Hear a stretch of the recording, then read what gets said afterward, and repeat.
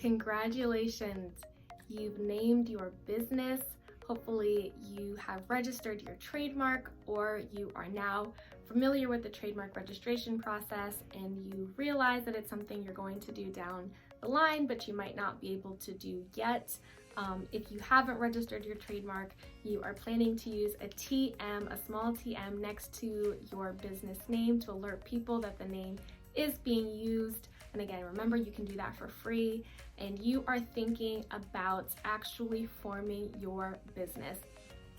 This is awesome. The reason that I like people to go through the trademark process before thinking about their business name is that if the business already exists someplace, you don't want to go through the work of actually filing for a business in your state and then realizing that you can't trademark the name or find the website anywhere. So just from a logistics standpoint, it makes a lot more sense to actually go through that process and make sure that you've chosen a name for your business that you can actually use. Now, registering a business is going to be a little bit different in every state. So you're going to have to look up, register business and insert the name of the state you live in on Google.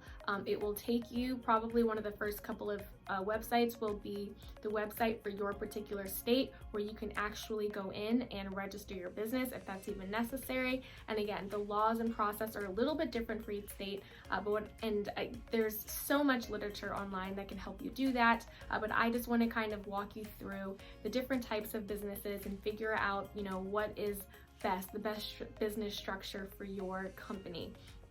So we are going to be talking about sole proprietorships, LLCs, and corporations. They're all a little bit different. They have different rules and financial requirements. So we're just going to do a quick overview of all of them, and then you all will be able to make a determination about what makes sense for your company. So a sole proprietorship is really a business that's just owned and run by one person. You don't actually need to take any action when you're doing this. If you are already providing services as an individual and you're getting paid, then you are a sole proprietor. Keep in mind though that you are not considered separate from your business. You are your business and your business is you. You don't necessarily even need to get online and file anything or write anything up, so that's great. But there's a lot of stuff that you can't do. You can't sell stocks or shares in your company. You also might have trouble with banks who are trying to lend you money. And that's because, you might not be trustworthy as just an individual without more assets. They're usually considered higher risk companies, but on the plus side, filing taxes is really easy because you're just filing your regular personal taxes. So a sole proprietorship is an option, but it's not something that people tend to choose when they're thinking about business formation, because there are a lot of benefits of having an actual separate entity. So if you are an independent contractor and it's just you, technically you probably already are a sole proprietor if you are doing business. I also want to next talk about a partnership, which is like a sole proprietorship, but with more than one person. So in a general partnership, you and one or more partners, you actually all share personal liability and you have equal say in all of the decision making. You have a pass-through status, or tax pass-through status, which is similar to a sole proprietorship. And what does that mean? It means that the profits are passed straight from the business to the owners, just like they're part of your personal taxes. You can still write off all of your business expenses. So if you get, a new computer, or you're having to do printing for your business or marketing cost or whatever, the cost might be, you can actually write all of that off for your business. So it's a great and easy way to form a business. But keep in mind though, with the general partnership, everyone splits business profits and does their own personal taxes. So you have to make sure you're in partnership with people who you trust to do a good job with their own personal taxes. In a limited partnership, which is a different type of partnership, someone takes on unlimited personal liability. That person also has to pay self-employment taxes. It can be kind of risky, but that person also gets to be the absolute boss.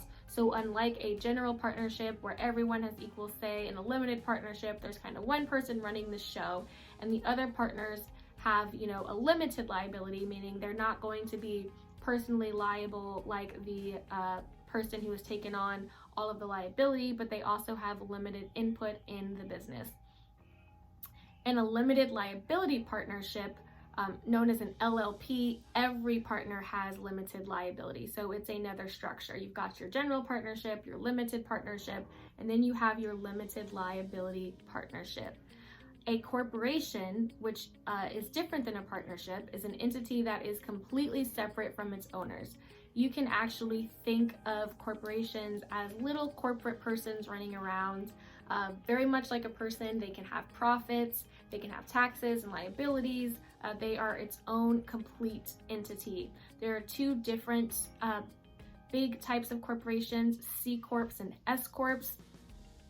The C corporation is kind of the standard or default corporation under IRS rules. The S corporation is a corporation that has elected a special tax status with the IRS and therefore has some tax advantages. Both business structures get their name from the parts of the IRS code that they're taxed under.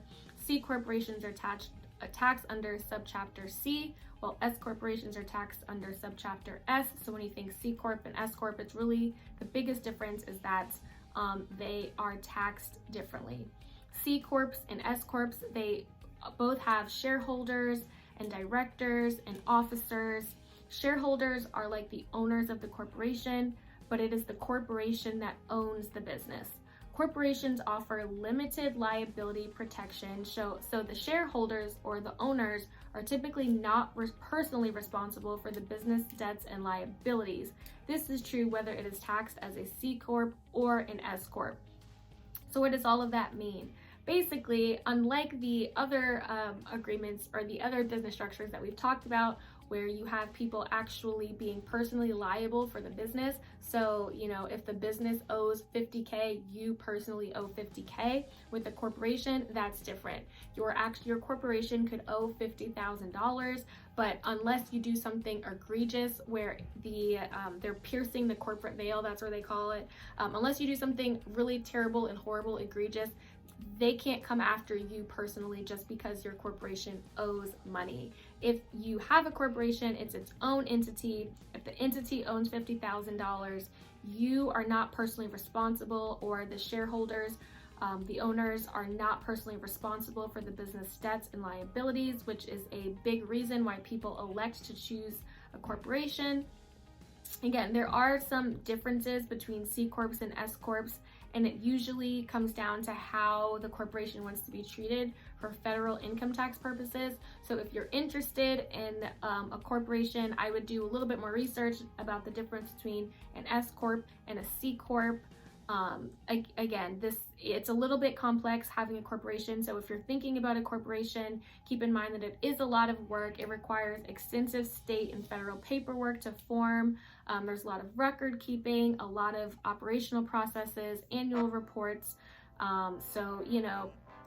Researching the difference is going to be the least of your worries if you are actually forming a corporation. Again, you can hire somebody to do all of this for you. There are lawyers and people that are actually in the business of registering businesses, but it's helpful for you to know the type of business that you want to have.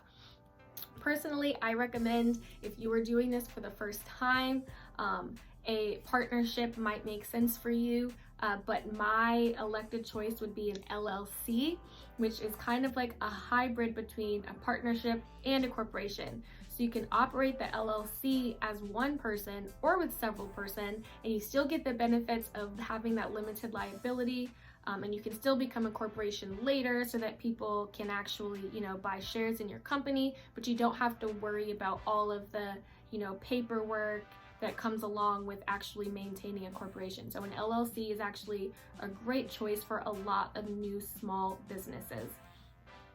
In the eyes of the IRS, LLCs usually resemble a sole proprietorship or partnership for tax purposes, but you can choose to tax yourself as a corporation. To do so, you must follow corporation tax law filing requirements, but it's not necessary. You can just do your taxes like a regular partnership does. The LLC does not pay income taxes itself if you do that. Instead, the owners will list their business profits and losses on their own personal tax return. So if you have, two different partners, then you'll both individually list your business profits and your losses on your individual tax returns. You don't have to do a whole separate tax process for your company, which is awesome. A lot of people get stressed out about business taxes, but if you are an LLC, you don't have to file separate taxes from your own personal taxes. LLC owners must file formal documents with their state. They generally have to pay a filing fee and comply with other regulations before actually becoming an LLC. In some states, actually, LLCs have to pay an additional franchise tax. Again, as I mentioned, it's going to be a little bit different from state to state, but you are definitely going to have to register your LLC with your state. That process isn't, crazy difficult. It will require probably a little bit of reading on your part, but totally doable, nothing to be afraid of if you don't have the money to hire somebody to do all of this for you.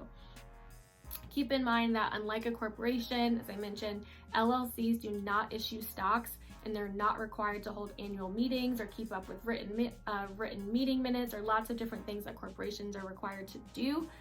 So it's an easier choice, and you can always go back and become a corporation later. A lot of startups begin with the LLC because of the protection and the flexibility.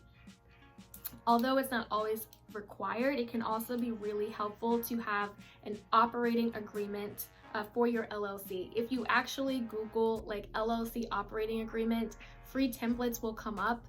And there are other websites as well where you can buy free templates. If you want to work with an attorney to do all of that for you, that's awesome. It's an option. But again, if you don't want to pay those hefty attorney fees, you can definitely Google and a free operating agreement will come up.